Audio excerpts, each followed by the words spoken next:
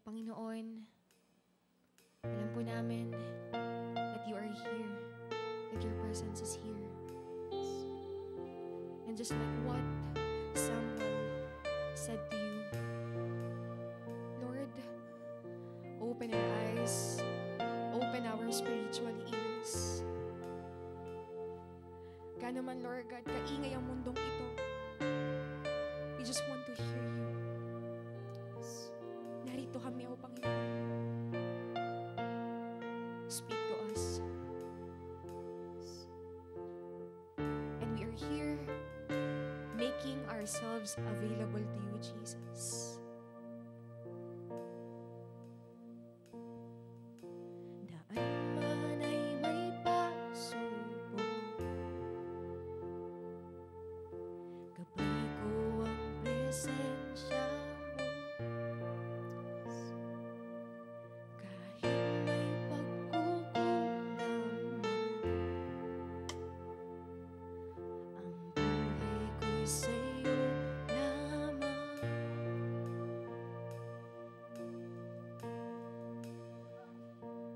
Dinig mo'y dinig ko,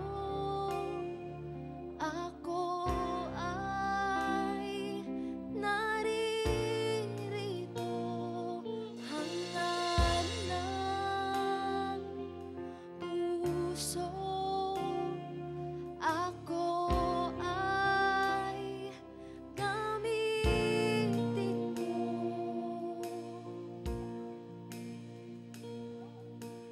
Daang mga palad ko sa pag-ibig at biyaya mo.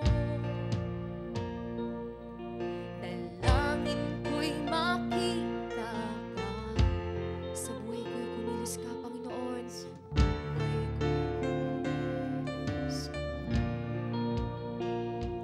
Dinig mo'y dinig ko, ako ay naririto.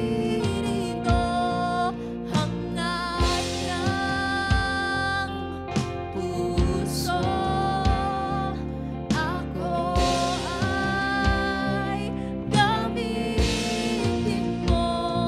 Dinig mo'y dinig ko, ako ay naririto. Hangad ng puso, ako ay gamitin mo.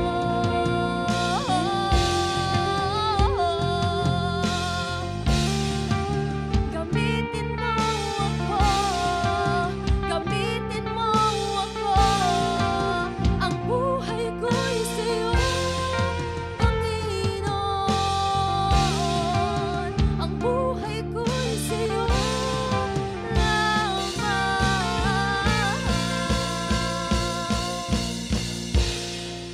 Come on, bago po natin to awitin, pwede po bang itaas natin ang ating mga kamay? O Panginoon, sa oras na ito, Lord, ang buhay, ang lakas na meron po kami, Panginoon, ay galing sa iyo, Panginoon. Ang talento na meron kami, ang trabaho na meron kami, Panginoon, ang business na meron kami, Panginoon, galing po ito, Panginoon, sa inyo. At sa araw na ito, Lord God, buong puso po namin, Panginoon, na iaalay, Panginoon, ang lahat ng meron kami, Panginoon, para sa iyo lamang, O Diyos, na dakila.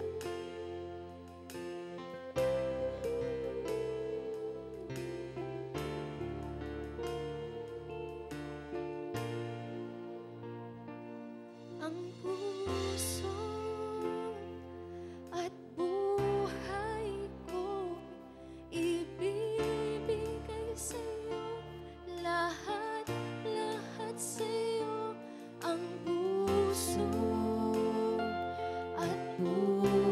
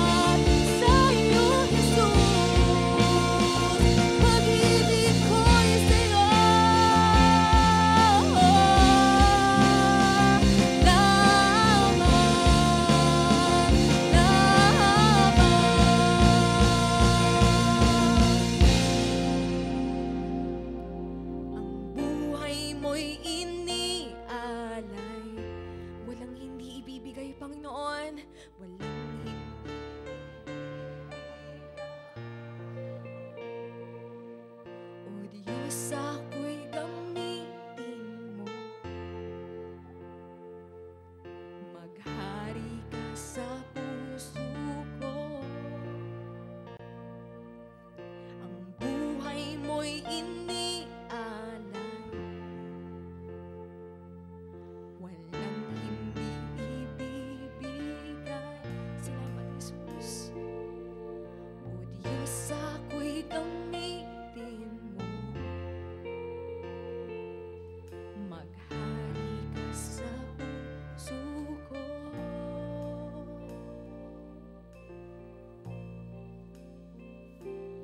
Hiling mo'y dinig ko. Ako ay naririto. Hangat ng puso. Ako ay gamitin mo. Salamat, Panginoon. Come on, pwede po ba natin siyang purihin?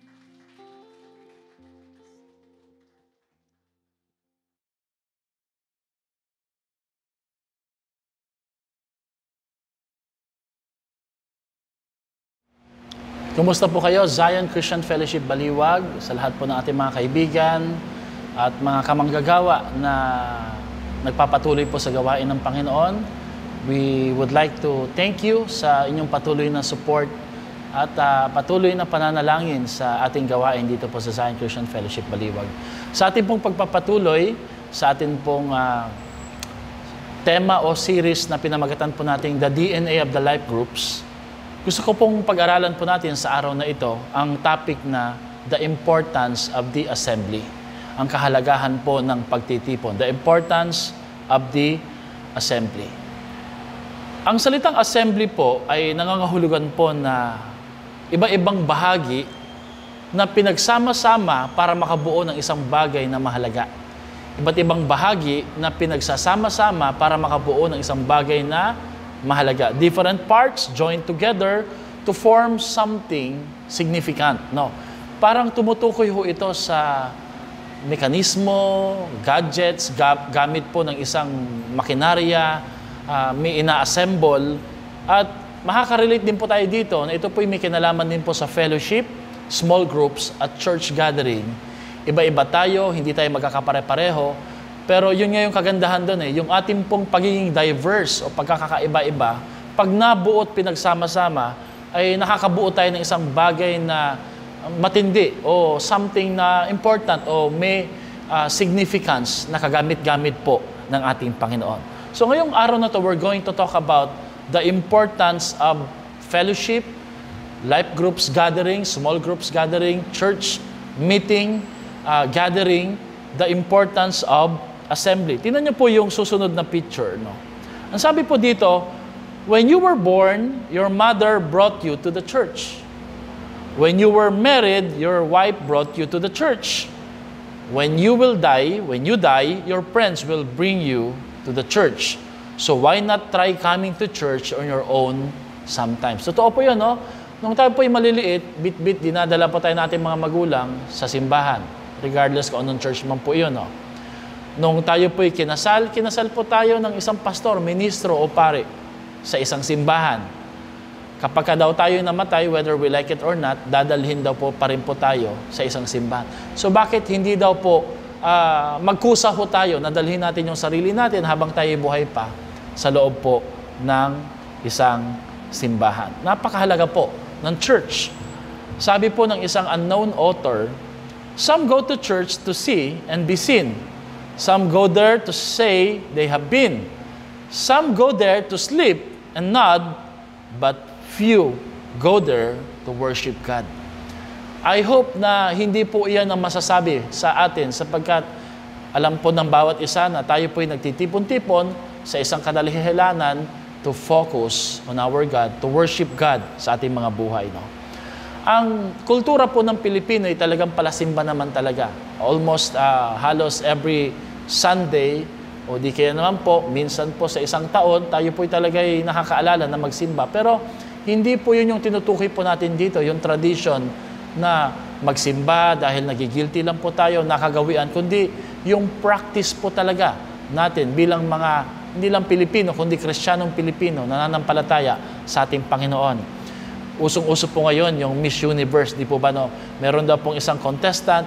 I know, hindi po ito totoo, pero ito po yung joke lang po. No? Sabi niya, alas 8 ang usapan, alas 10 nagsidatingan, Philippines. Di po ba parang yan po ang nakagawian na po na ugali ng mga Pilipino. I hope that cannot be said sa atin po as a church, na hindi po tayo nalilate sa ating pagsamba.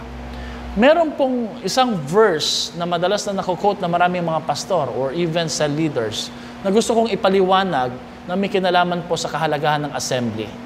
Ito po yung Hebrews chapter 10 verse 25. Gamitin po natin yung contemporary English version. Sabi dito, let us not forsake the assembly of ourselves together, as the manner of some is, but exhorting one another, and so much the more, as ye see the day approaching. As ye see the day approaching. No? Ang assembly, every time that we gather, sabi ko nga sa inyo kanina, no, the word assemble is different parts joined together to form something significant or important. No? In a way, ganito po ang simbahan. No? Because every time we join together, we gather, there is a formation of faith, there is a formation of values na hindi natin matututunan sa iba, no? Yung iba ho sa atin naging refined, naging mahusay, naging better because of a community, because of an assembly. There is a formation of purpose and vision. Dati-rati po, wala tayong vision, wala tayong pangitain. Ang ating pong vision ay pang sarili lang, hindi kasama ang Panginoon, hindi kasama yung iba. But today, now we have the vision of winning souls and making disciples. And then, there's the formation of priorities and a formation of community. So, napakalapit po sa definition po ng assembly. Different parts joined together to form something significant or important. Sa ibang translation po, King James Version pala yung kanina, ito po ay Contemporary English Version. Sabi po dito, some people have given up the habit of meeting for worship. So kanina po ay assembly ang ginamit, dito po ginawa na pong specific, worship. But we must not do that. Sabi niya, huwag natin gayahin sila. Yung mga hindi na nagtitipon-tipon, hindi na sumusulpot. Instead, we should keep on encouraging each other, especially since you know that the day of the Lord's coming is getting closer. Napakahalaga po ng assembly na in-explain po sa Contemporary English Version. Sa Tagalog po, ang sabi dito, huwag nating kaliligtaan ang pagdalo sa ating mga pagtitipon gaya ng nakasanayan ng iba. Yung iba po sanay na eh. Okay, sino ho dito sanay na hindi nag-church? Sanay na po na hindi sumusulpot, hindi umaattend. Parang baliwala lang paglinggo, parang ordinaryo lang sa kanya. No? Sabi po dito, sa halip, palakasin natin ang loob ng isa't isa, lalo na ngayong makikita nating malapit na ang pagbabalik ng ating Panginoon. So, dito po sa Tagalog, nakita ko po na ang bawat pagtitipon ay nangangailangan ng pagdalo. Ang first skill po na dapat matutunan ng isang disciple ni Kristo ay ang pagdalo o yung showing up, yung pagsulpot. Bago po natin matutunan yung maraming mga skills, talents, no? Siguro, ang pinaka-importante po yung skill po ng pagsulpot at pagdalo. Now, why is it na mahalaga ang gathering o ang assembly according to Hebrews chapter 10 verse 25? No? Number 1, because the strength of our faith requires an assembly. Ang tibay, lakas ng ating pananampalataya ay nangangailangan po ng isang pagtitipon. Yun nga po yung gathering, yung church, no? Ginamit po dito yung salitang, some people have given up, no? I hope hindi ka kasama dito, kapatid. Meron ba kayong kilalang mga tao na nag-give up na po sa kanilang pananampalataya? Did you know, no, na God is not a God of giving up? Ayaw po ng Diyos na nag-give up po tayo. Sa Ecclesiastes chapter 3, maraming season doon eh. Season of building, season of gathering stones, season of laughing, season of crying, pero wala po dong season na binanggit na giving up. In other words, ayaw po ni Lord na nag-give up po tayo. So why is it that the assembly, the gathering of the believers and the disciples of Jesus is very important? Because your faith And my faith, the strength of my faith, the strength of your faith, will always require an assembly. Kailangan po lagi ito ng isang pagtitipon o samahan para tayo po'y tumatag, lumakas. Pwede ka bang maligtas, makakilala kay Lord na hindi nangailangan ng church? Pwede. Pero hindi ka makakapagpatuloy, hindi ka magiging matatag, hindi ka magiging malakas na kung ikaw ay hiwalay sa isang pagtitipon o samahan ng mananampalataya. Of course, I'm not saying na ang pagdalo ng simbahan ay nagliligtas po sa isang tao. What am I saying? Your faith in the Lord will require a faith community who also believes in the Lord. Ang sabi po sa Proverbs 27 verse 17, as iron sharpens iron, so one person sharpens one another. Unang panahon po ang mga bakal para ito po'y mapatulis, mapatalas, mahulma sa nais po ng blacksmith, kinikailangan din po nila ng bakal. At dito po'y tinutukoy na kung paano ang bakal ay nahahasa, napapatalas, at nagiging kagamit-gamit, nahuhulma ng kapwa bakal. Ganun din po tayo. Tayo po'y napapatalas, nahuhulma, napapalakas ng kapwa.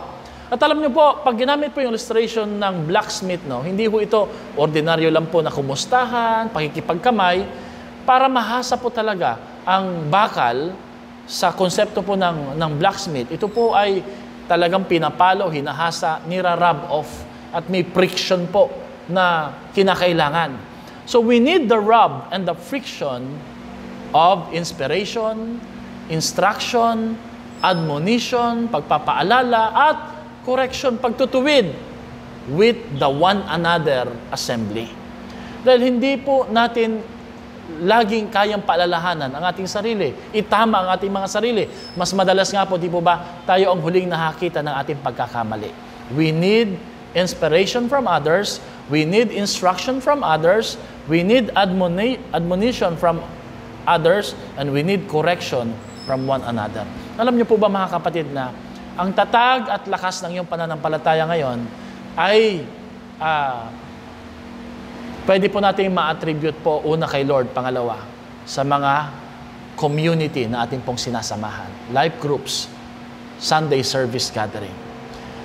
According po sa stress survey, ang mga tao daw po na mas madalas na dumadalo ng simbahan, church, Bible studies, religious gatherings, or life groups are the most less affected by stress and pressures in life. Wow, amen. Di po ba, no? Tinan mo nga yung katabi mo, tinan mo nga yung, i-chat mo nga yung mga kapatid sa Panginoon, kapatid mo sa life group, sabi mo sa kanya, hindi halata sa'yo, sa iyong edad, no? Mukhang bata ka pa. Bakit? Walang stress eh. Bakit?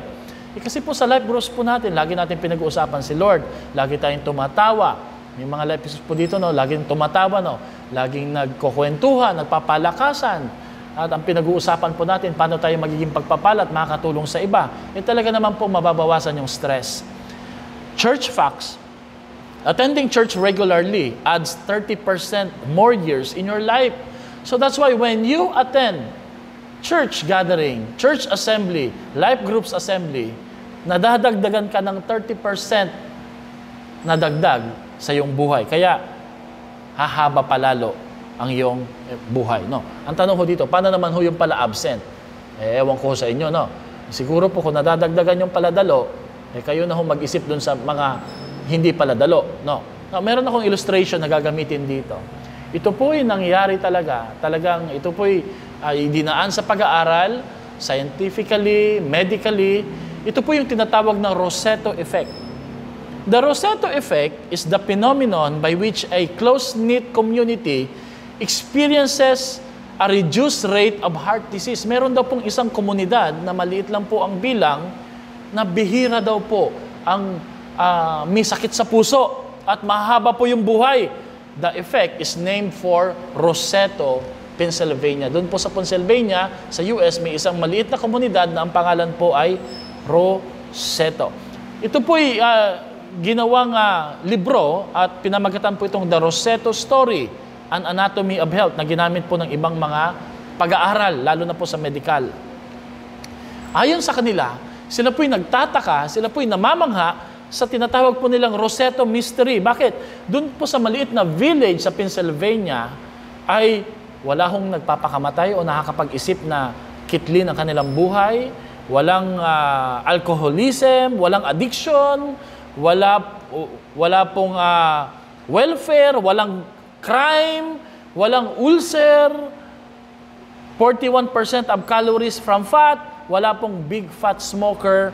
Okay, sabi nila must have been genetics, must have been diet, must have been exercise, must have been the area that they live, or it must have been the community.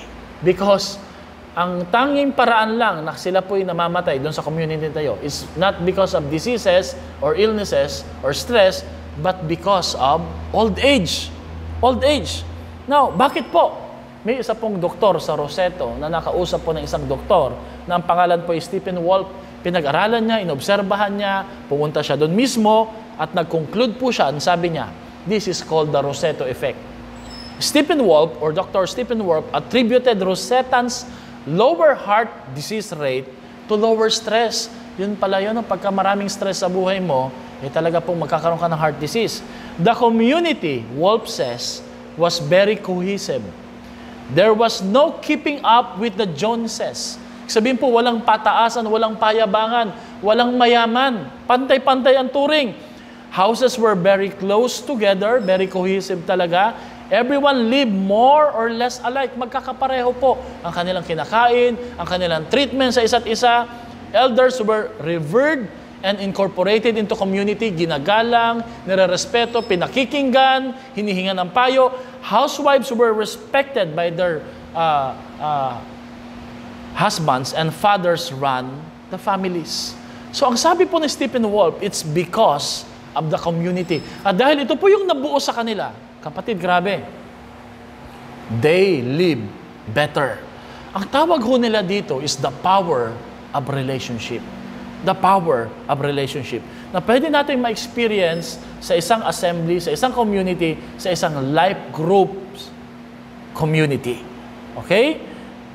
Therefore, our life can become better when we are together. When we are together. We are better together. Grabe, no? So that's why the strength of our faith always requires an assembly. Sabi nga po ng belief ng Golden State Warriors, there is strength in numbers. So why is it that the assembly is very important? Because your faith and my faith will always require an assembly. Pangalawa, the security of our salvation requires also an assembly. Okay? The security of our salvation requires an assembly. No. Sabi dito, some people have given up the habit of meeting for worship. Pero ang sabi po ng sumulat ng aklat ng Hebreo, sabi nila si Paul, sabi naman iba, unknown, pero whoever wrote the book of Hebrews, ang pakiusap po niya, we must not do that. We must not do that. Sa ibang translation, ito po yung King James Version, let us not forsake the assembly of ourselves together, as the manner of some is, but exhorting one another so much the more. So much the word. No? Yung word na ginamit po dito, kaya hinanap ko yung King James Version, yung forsake. It does not mean being absent on a church gathering. Yung iba ho talaga sa atin dito talaga hindi maiwasan na umabsent. Pero I encourage you, wag po sana talaga tayong absent, liliban. No? Pero iba po, nakakaliban, na minsan po, hinihingi ng pagkakataon, may emergency, no? Pero that's not what forsake means here, no? Yung pagliban Kundi, ang ibig po sabihin ng salitang forsake po dito ay yung nakasanayang pagliban na nauwi po sa pag-abandon sa faith. The reason bakit mahalaga na hindi tayo lumiliban, kasi kung minsan po, ang pagliban ay nagiging nakasanayan po natin. Pag nakasanayan po natin yung pagliban, we start to think abandoning our faith. Una-muna, di muna dadalo sa cell group, di dadalo sa church, di dadalo sa chat group na unti-unti hanggang hindi na rin po nananampalataya sa ating Panginoon. Ito po yung tinutukoy po dito. No? Ang sabi po ng aklat, ng author ng Hebrew, we must never do that. We should never abandon our faith, abandon our God. Now, kaya nga po na-relate ko dito that the security of our salvation, of course, ang salvation po natin, hindi po nagmumula sa small group kay Lord Pero in a way, the small group community and the church gathering can help us secure and protect and watch and be mindful of our salvation. Sabi po ni Pastor Francis Chan, I think taga Singapore po ito. Sabi niya, while every individual needs to obey Jesus' call to follow, we cannot follow Jesus as individual. Your faith needs a community support to become stronger. No, sabi nga po sa Romans, di ba? My faith will help you and your faith will help me. Yun po yung tinutukoy po dito eh. Meron pong Latin na tawag po dito, yung mga pagliban eh. Yung tinatawag nating morbos sabbaticos. Ano po ba, Pastor? Ang ibig sabihin ng morbos sabbaticos. In layman's term, it is known as Sunday morning sickness. Yung po bang parang tinatamad kang bumangon pag araw ng linggo. Parang ayaw mong mag-church, sumamba. Parang ang dami mong dahilan, no? Parang sobra yatang lamig ng panahon. Parang hirap kang bumangon. No? Ang tawag daw po sa sakit na to ay morbos sabbaticus, Sunday morning sicknesses. No? Normal po ba to, Pastor? Pwede niyo pong sabihin normal. Pwede po nating sabihin parang talagang tinatamad po eh. Pero lagi niyong tatandaan. Sunday morning sickness is also a symptom of a spiritual sickness. There's something wrong, kapatid. If you are not excited kay Lord, if you are not excited sa iyong Creator, sa iyong Maker, sa nagligtas, nagmahal at lumikha sa iyo, there's something wrong. Alam natin, pag may mali po sa katawan natin, nagpapa-check up kagad tayo eh. And we should also do that sa ating spiritual life. There's something wrong kapag meron pong isang bagay na hindi na tayo excited patungkol po sa ating Panginoon na dati nating ginagawa. Alam niyo po, no? Meron akong hawak na cellphone dito. Many of us always have our cellphone like this. Tingnan niyo po sa picture po, no? Full charge. Ayaw po natin na malowat. Yung iba po talaga nagdadala pa po ng wireless charger, dadala pa po ng power bank, no? Mapaliitan ng power bank, pagaanan, para matiyak lang po na talagang always full charge eh. Pero alam niyo malungkot, our spiritual life is just like this. Nanlulupay-pay na, halos mamatay na, halos mawala-wala na eh. And why is it that we know how to take care of our cellphone, but it's as if we don't know or we try to pretend that we don't know how to take care of our spiritual life? Which one is more important? Our cellphone or your spiritual life? Your connection to the Lord now. We are always connected to a Wi-Fi, connected to each other, but sometimes we don't care if we are connected to the Lord. Konektado pa rin po ba tayo sa ating Panginoon? You know what? The good news is this. No? When you attend a small group, when you attend a church service, when you are in an assembly, rest assured, there's always a connection. You are connected to Christ, you are connected to the church, and you are connected to a cell or a small group community. That's why your salvation and my salvation always requires the security of it and assembly. It requires an assembly. Pangatlo, the service opportunity of the believer requires an assembly.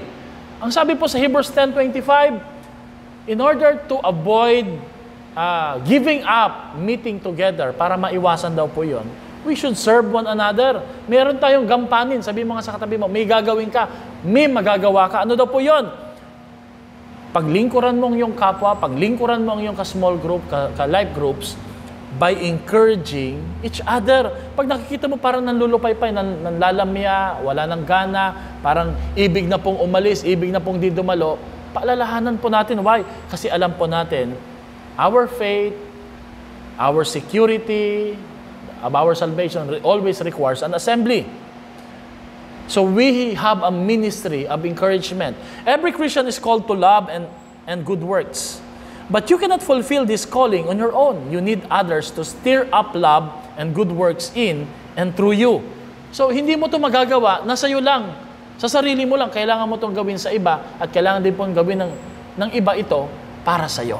Sabi po ni William Willimon, the gospel does not make sense without the church that makes it make sense.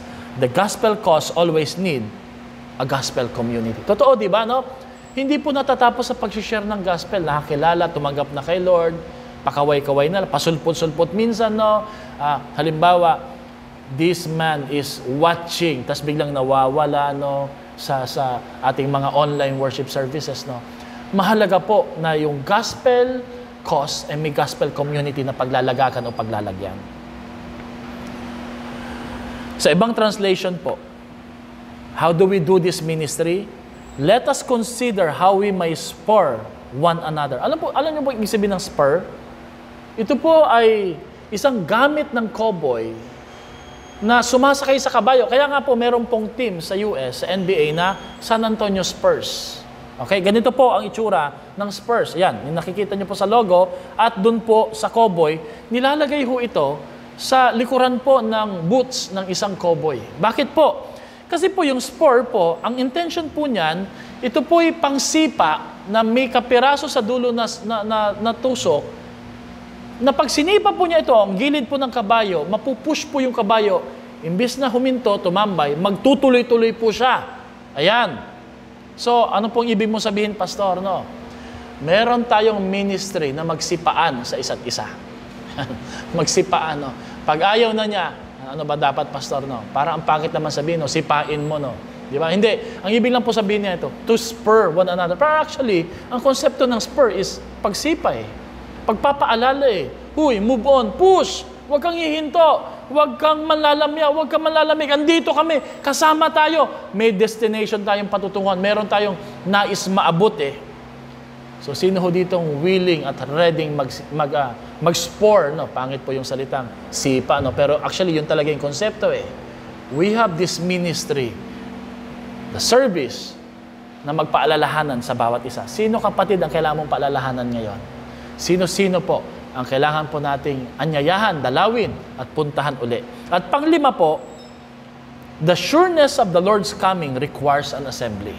The church kasi po, ang pinaka-bride ng ating Panginoon eh. Lilinisin ng Diyos ito at iaakyat patungong langit. Ako, sana po walang maiwan sa atin, no?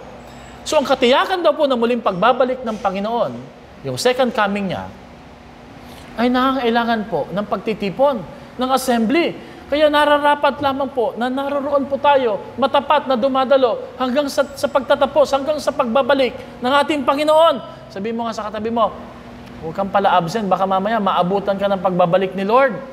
Napansin niyo po, panay ang lindol po ngayon. Matitindi ang lindol eh. Sa Mindanao, Davao, nag-chat po yung mama ko. Sa Leyte, meron na rin eh. Alam niyo po, parang ito yung mga ilang signs po na muling pagbabalik ni Lord. We never know kung kailan po pagbabalik ni Lord. Pero di po ba't napakahalaga po na tayo maabutan, na nagtitipon, nagpapatuloy. Alam niyo po, noong unang panahon, sa mga small groups ng mga disciples, pag sila'y nag-gathering, ang kanila pong pagpapaalamanan o greetings para magpaalam is not goodbye, see you. Ang kanilang pagpapaalam ay Maranatha. Alam niyo sabihin na Maranatha? Till the Lord comes. Magkita ulit tayo. Kung hindi pa babalik ang Panginoon, magkikita tayo. Di po ba't napakaganda po na pagpapaalamanan niya, no? Sabihin niyo nga po, Maranatha. It's a reminder that anytime God could come. Yung second coming po niya. Pero napakaganda na maabutan po niya tayo. One survey sa US po ito reports that 66 of the Americans believe that Jesus Christ will return to earth someday. Ba, naniniwala sila? 66% Pero tingnan niyo po, 1/3 of those people say that they believe Jesus will return to earth, never attend church. Alam niyo po, this is a contradiction. How can you say that you believe that Jesus will return and yet you don't belong to an assembly or community? The imminent return of the Lord Jesus is a biblical motivation for being faithful to Christian assembly. Kapatid, are you faithful? Are you faithful sa pagtitipon ng ating Panginoon? Si Pastor at Dr. Julius ay nagsabi po ng ganito, sa church nga, di ka makapunta sa langit pa kaya. Oo nga, no? Pero nilinaw po niya ito eh. Sa church nga, di ka makapunta sa langit pa kaya, no? Nilinaw po niya ito sa kanyang Facebook account. Sabi niya, hindi ito para sa mga taong nasa life and death situation or hindi talaga posibleng makapagsimba. Hindi rin ito para sabihin na ang church ang Savior because only Jesus saves. Malinaw po yan, Acts 4:12. Ito ay para sa mga taong gustong pumunta at gustong pumunta sa langit pero tamad at ayaw magsimba o sumamba sa Panginoon. Sabi niya, hindi pwedeng gusto mo si Christ pero ayaw mo sa church or assembly of believers. Ika niya.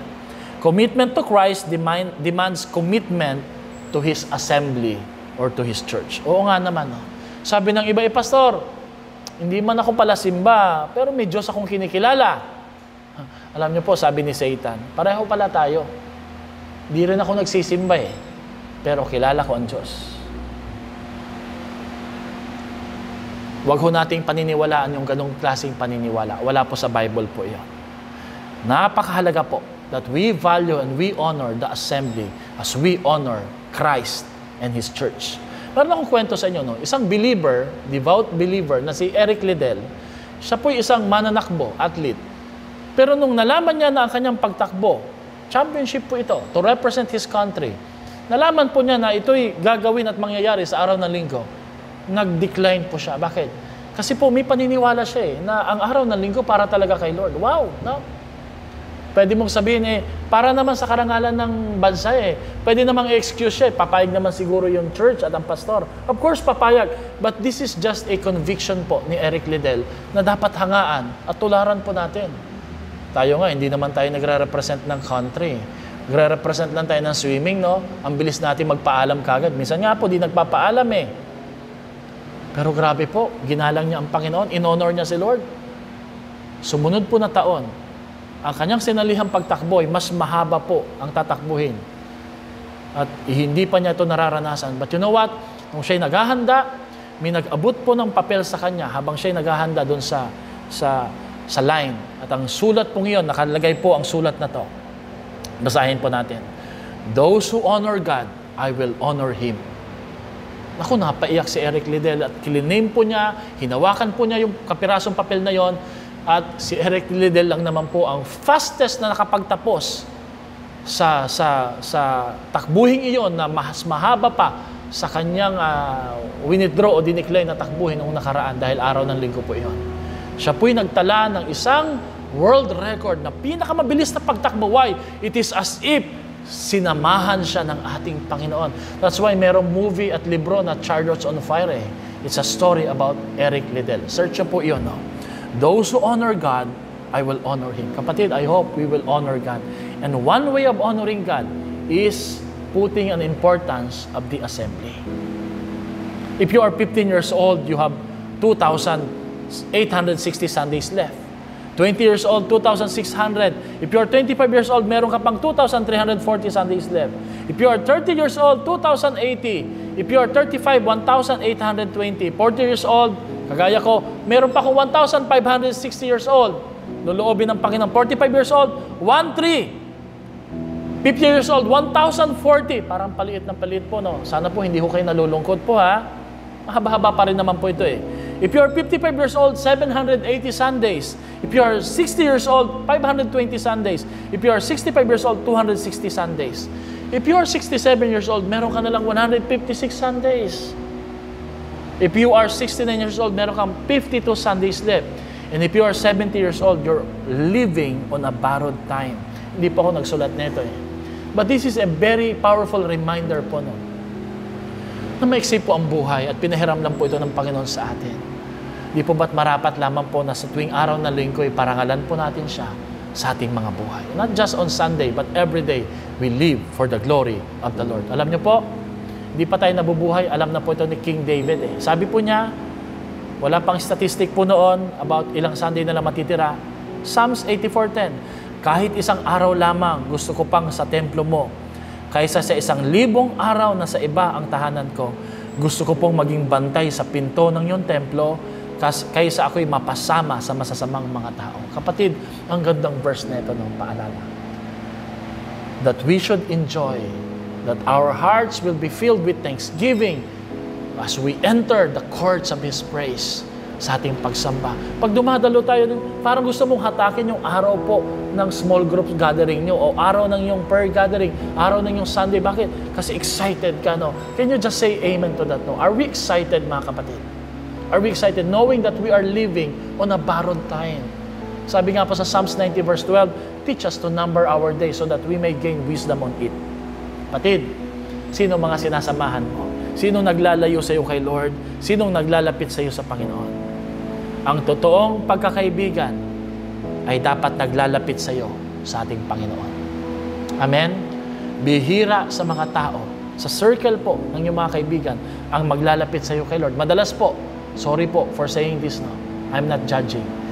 Mas madalas, marami pong maglalapit sa atin sa mali. I'm not saying na masama po yung iba dahil hindi nagsisimba. Palagay ko meron din po mga mabubuti. Marami pong mabuti. But I'm just saying, mas madalas po, marami nagyayaya sa bisyo, sa kalokohan. Pero kapatid, kukonti po yung nagyayaya sa iyo para mailapit at madala ka sa Panginoon. To the point na pinagpipray ka, kukulitin ka, ititext ka, itchat-chat ka, dadaanan, susunduin ka pa. What does it says? What does it mean? Mahal ka ng taong ito. Gusto niya na makilala mo si Lord ng malapitan, mas malalim, at nais niya na mapagpala ka ng ating Panginoon. Tingnan niyo po yung picture na to. No? This is one of our picture sa isang, hindi ko alam kung ito ba'y gathering ba to, o ito yata yung time yata ng ano, no? Hindi ko alam kung anong nangyari sa church, sa event na to, no? Okay? Kung may makakaalala, paki-comment po dyan sa chat, no? Kung ano man po ang gathering natin to. Maybe Sunday service po siguro to, no? Pero mga kapatid, no? Ito ho yung mga uri ng tao na nagdadala at naglalapit sa iyo sa ating Panginoon. Ngayon po, nadagdagan na po iyan. Mas marami na po sa biyaya ng ating Panginoon. Merong level of commitment sa life groups. Community, come and see. We invite people. Pero wag tayong makontento doon, ha? Dalhin natin sila sa crowd. Come and sit or fellowship. Bring people to the church or cell or life groups. Pero dapat maging congregation sila. Come and surrender and follow. I-follow up natin sila. Mag-take care po tayo sa soul nila. Dalhin natin sila sa encounter. And then, ang pang-apat na si committed, come and sacrifice or die to the old self. Hindi naman po yung die ng buhay, ha? We disciple people. And then, that they would become core, come and serve. We train and equip and send people. Sa 5 level na yan, pwede bang mag-comment kayo? Nasa anong level kayo dyan? Come and see, come and sit, come and surrender, come and sacrifice, or come and serve. No? I hope umaangat po yung level po natin dahil sa biyaya ng ating Panginoon. Sabi ni Andy Stanley at Bill Willits, our enemy's most successful strategy is to isolate us so he can attack and destroy us. Sheep are never attacked in herds. Sheep are attacked when they become isolated from the rest of the flock. From the rest of the flock. So, the assembly is your protection. There is safety in numbers. Sa akin pong pagtatapos, meron akong naalala na isang comics, no, na mga characters, cartoon characters, yung Avengers, no? Di ba? Merong Avengers Assemble. Okay? Why do they assemble? Because they have a purpose and vision. Okay? A group of people gathered together for common purpose or goal. No? Pero hindi tayo makarelate dyan eh. Kasi foreigner yan eh. Pero meron tayong Voltes 5. Yan, di ba? No? Ayan, nandyan yung 5, di ba? Alam nyo po, ang Voltes 5, bagamat ito po ay galing Japan, rendition po ng Pilipinas, inulit po, ang ganda naman eh. Merong lesson po ang Voltes 5 eh. Una po, ang kanta nila, Singable.